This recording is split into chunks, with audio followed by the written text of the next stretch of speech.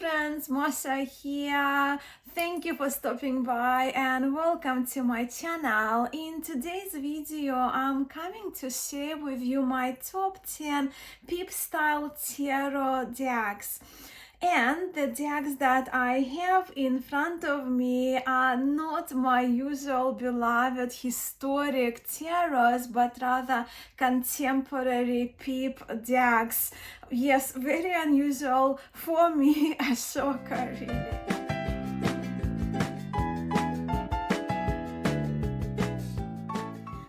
A little background for this video. The lovely Mervat from Mervat Alam Egyptian Mystic channel created this top 10 pip tarot decks hashtag, and she tagged me and invited me to participate in it. And while I immediately got excited about making this VR that you are watching now, I also instantly knew that this challenge will be a little difficult for me, unless I came up with a plan. As many of you know, I very much love my historic Tarot de Marseille decks and my Italian decks. In fact, Tarot de Marseille forms the major part of my historic Tarot de Marseille, right? Using historic Tarot de Marseille decks forms the major part of my tarot practice. So to make this tag a little easier on myself, I made the decision not to feature any historic reproductions, any historic Marseille, Italian or Flemish tarots, which you see a number of them behind me. So instead, I made a choice for this video to feature my contemporary, my top 10 contemporary pip tarot decks, or from contemporary tarot creators at least. This plan is exciting for me as well, as in this video, this way I get to share with you the decks that you don't often see here on Musings by Mascha.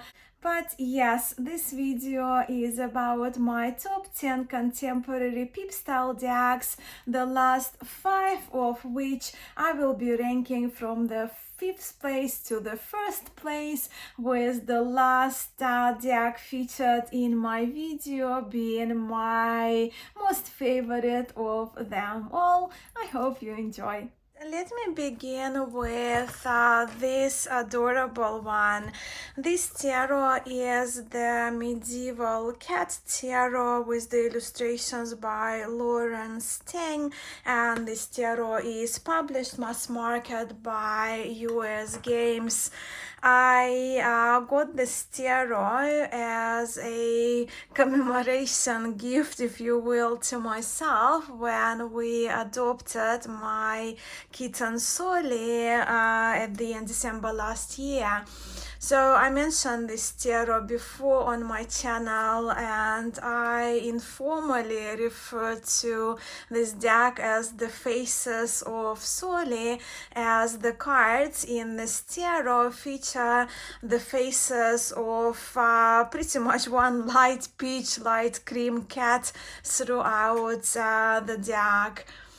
And also for me, what's very cool about this tarot is that the cats are dressed and modeled after medieval art, and for me they kind of do remind the kind of a version of a Visconti tarot, right? Inspired at least by the 15th century illuminated tarots. So I guess because of that, there is that little link for me here about this tarot. But these cards are fun and they read wonderfully for me. As you can see here, the pips are semi-illustrated, as we have the pip arrangement in the card, right? So if you prefer to read the pips or the illustrated version in the middle of it, very RWS inspired, referencing RWS I Trust tradition. As you can see, for the 10 of Cups, we have here the family of these light peach adorable cats. So yeah, whether you prefer pip decks or illustrated ones, this tarot can suit both types of readers, right? Whether we have a preference in the tradition. I belong to both camps when it comes to these cards, as I pictorially adore this hangman as well. Yeah, so this is a fun deck that I just use it for personal readings only, but it's one of those peep decks that I really enjoy. Next top peep deck of mine is the Antique Anatomy Tarot by Claire Goodchild, and this is a mass market edition published by Abrams Noterie. This tarot is very exciting for me, well, because I love human anatomy. Those are the backs featuring the suits, right? The suits that the reference to the minors, the suits of the minor arcana. But yes, I love human anatomy.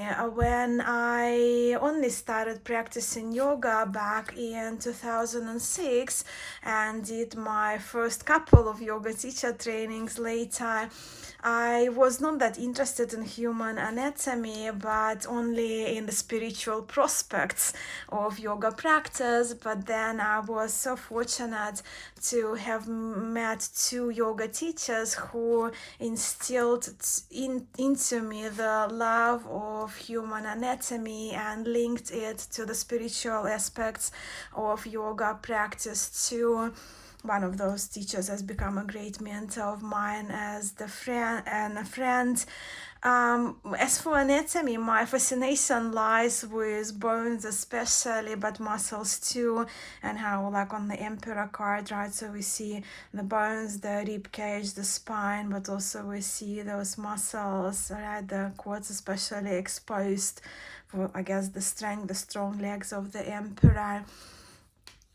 But yeah, this tarot is great for me to explore, and it's a good tool for me to use when I plan my yoga classes and also like workshops. As you can see, the suit of cups is renamed elixirs, and the guidebook talks about that. Rods, batons is the same, coins are the same, and blades are the swords. All right, to my next deck, and next deck that I love is the Lumina Tarot by Lauren Aletta, and this is the recently just released, in fact, mass market version of it, published by Rock Pool. I really do love this tarot, and I think it's well, I find it very beautiful, and I really do love Lauren's intention behind this tarot. I think her intention and execution of this deck is wonderful. I have heard a number of people expressing their complaints about the lack of body diversity in this tarot deck, and I get it. Yeah, yet it's the tarot that is loved and requested by quite a few people I read for, and I do love using it. I'm featuring again mass market version here, as I know the out of print version of it has become ridiculously expensive, as they do. And the Rockpool mass market printing, the box I showed you, right, it's available in Australia already, and in our local Big W, it's kind of a department store, right, it goes for only 25 Australian dollars, which is way under 20 euros or 20 US dollars, kind of looking at probably about 15-16 euros, right around that price range.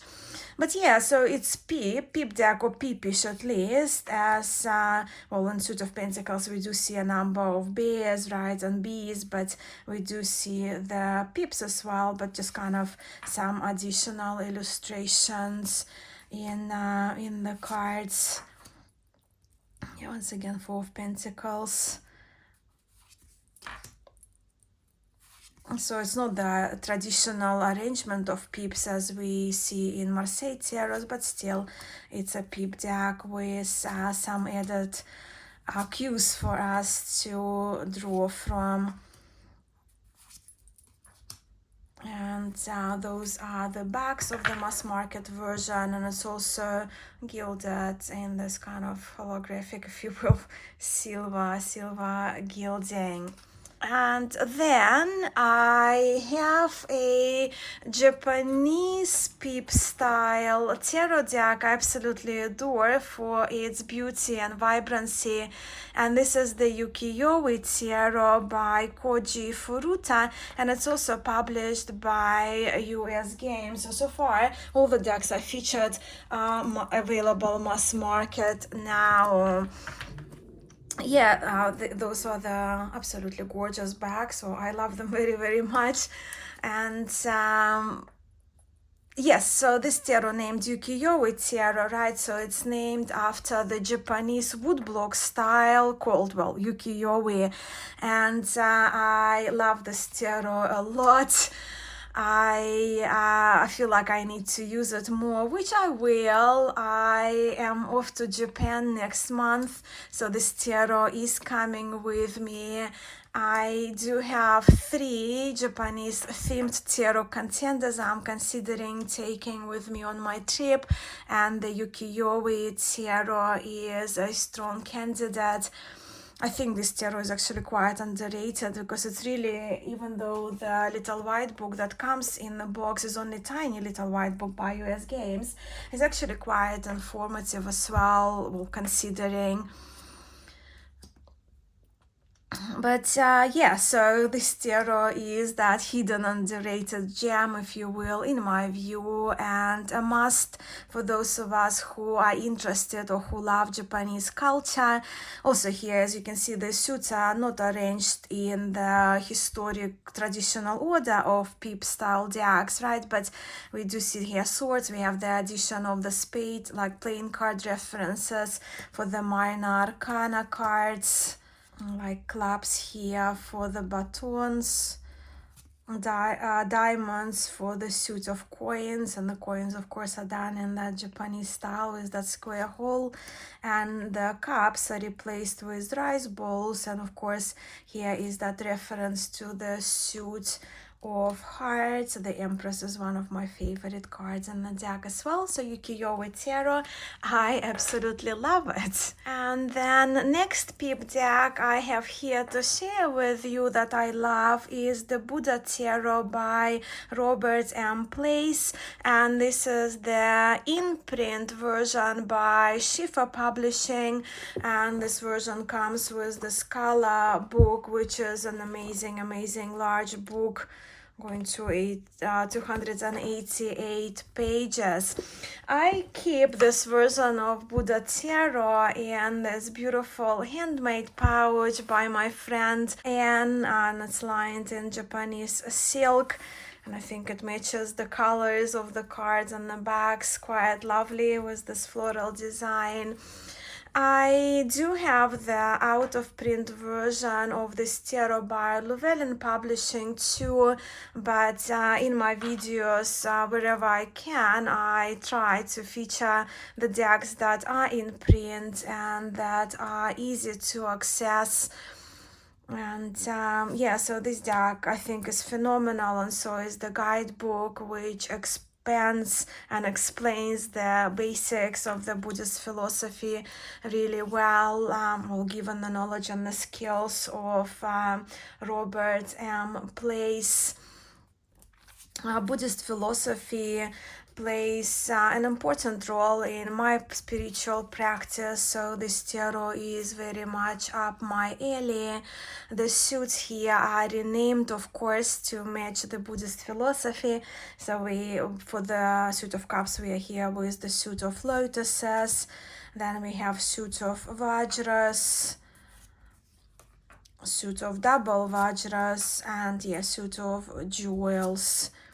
But a wonderful deck a lot of depth, a lot to learn from the cards, from the illustrations and the guidebook.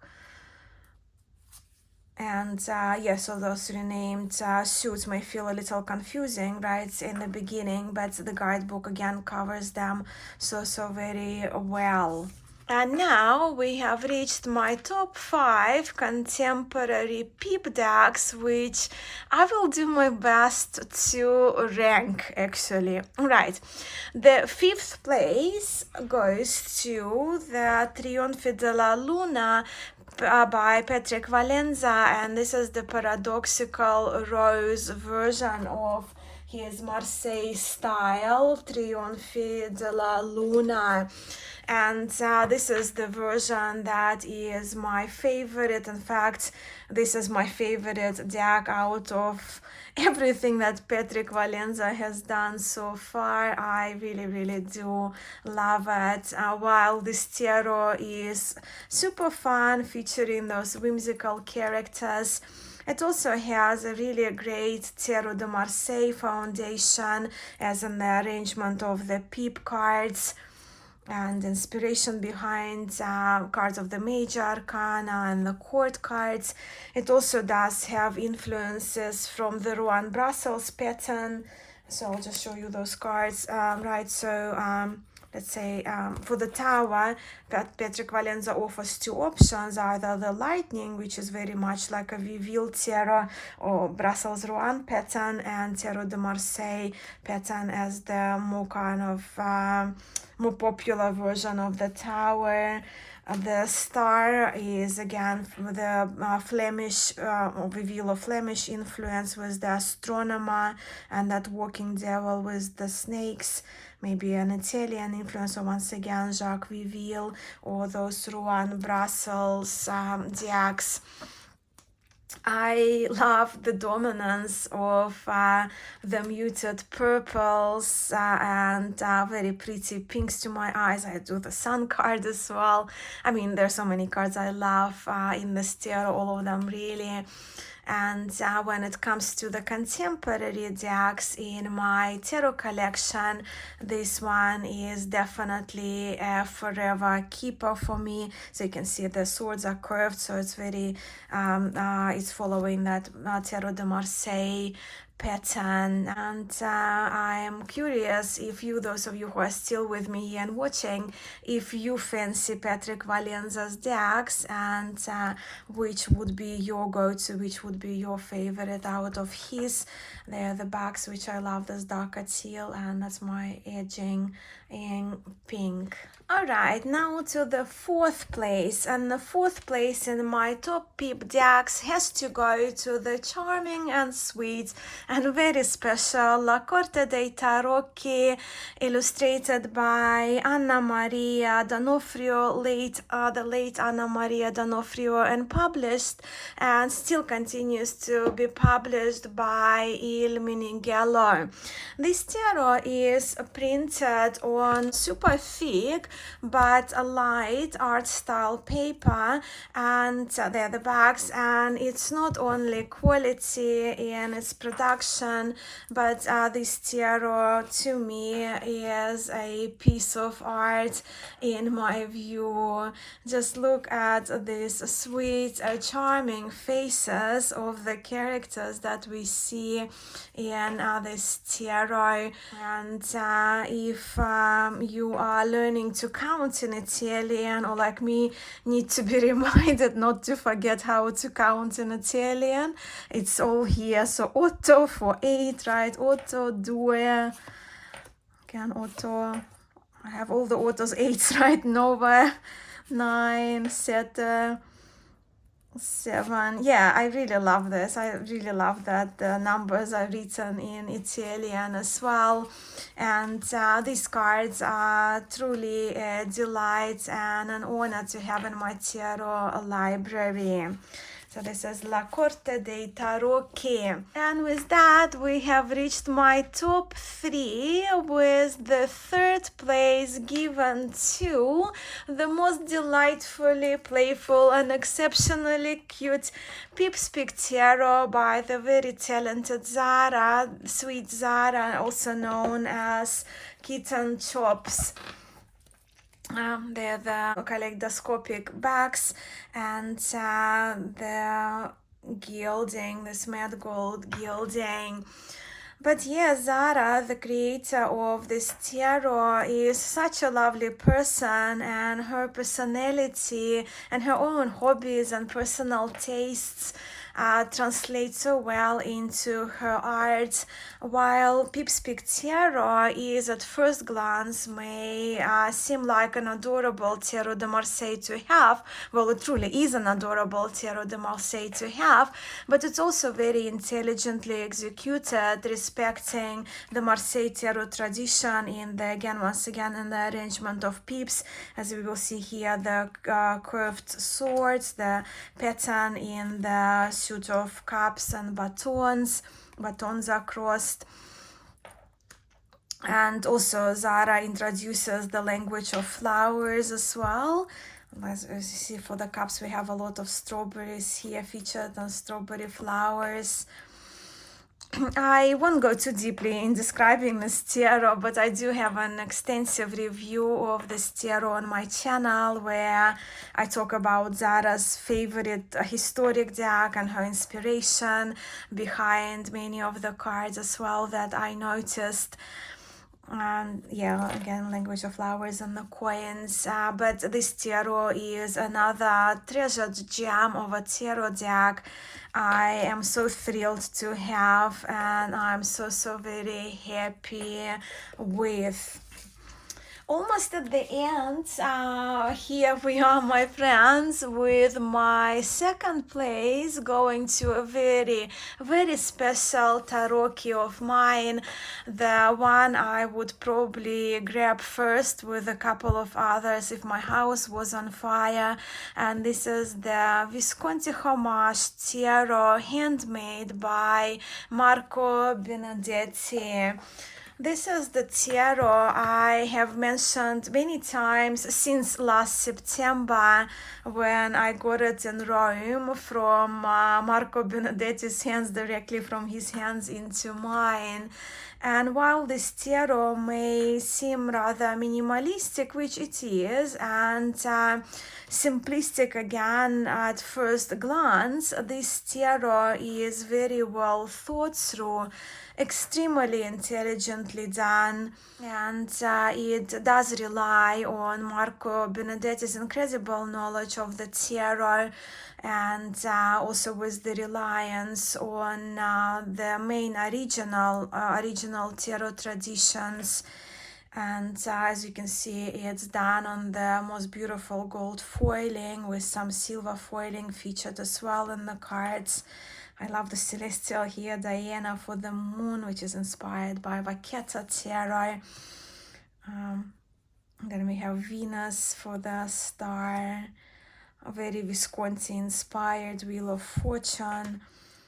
But yeah, this tarot is a true treasure in my collection. They are the bags, and also it comes with that additional pack of alternate cards, which actually you can replace, use these cards to replace the cards from the main pack if you prefer to follow more Visconti tradition, Tarot de Marseille, Bolognese or Charles VI tradition, Ercole d'Este and Minchiate.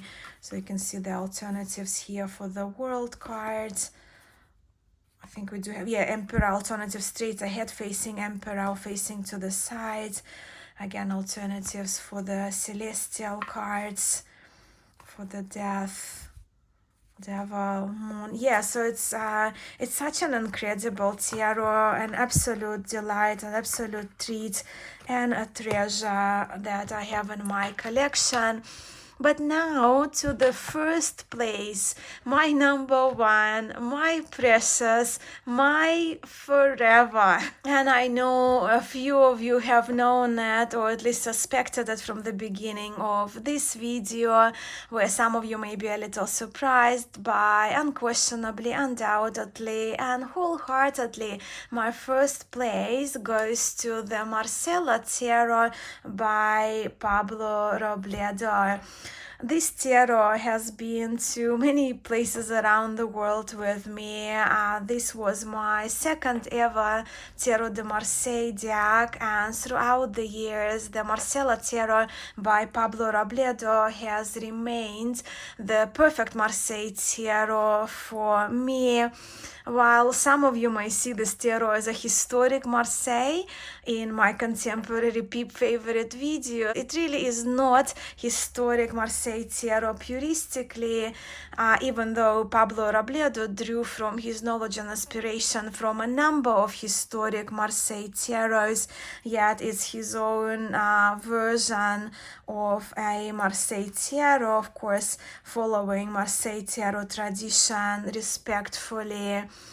But look how beautiful the colors are, look how beautiful and soft the lines and the faces are, how superb the coloration is, and that aged like paper makes these cards look perfectly well aged. This tarot has been one of my most used decks since 2016, yeah, end of 2016 I got it.